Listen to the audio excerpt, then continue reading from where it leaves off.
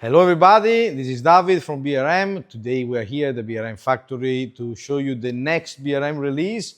A great return after 10 years from the first release, the BRM 118 scale sidecars. We will start with these two new liveries. We have the Lucky Strike version raced in 1987 and the historic Rothmans version that raced in 1978. Now let's check together closer the detail of this new model. The concept of the chassis is still the same from the past. We just make some little adjustment to make it more racing, let's say. To open the body, just unscrew the 3 Phillips screws that you have here. And here you have the chassis. Here we have the driver that is fixed with an auto thread screws from the bottom.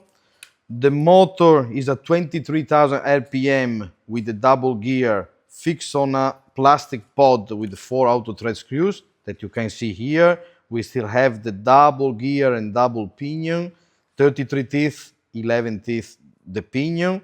The motor is the high magnetic motor S-418. We have the 3mm axle in the 3 different positions, front, middle and rear.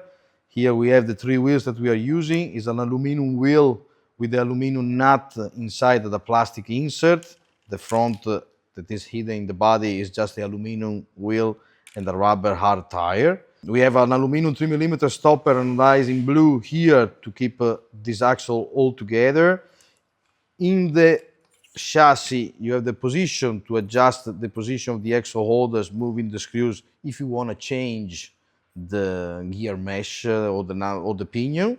On the bottom, you have the screws here, torque screws, the new one that you can use to adjust the position of the axle holders.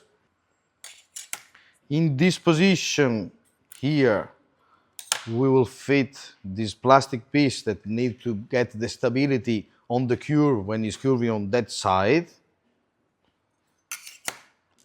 The guide is a RevoSlot guide fixed with the usual BRM brass screw and the 2 brass eyelets.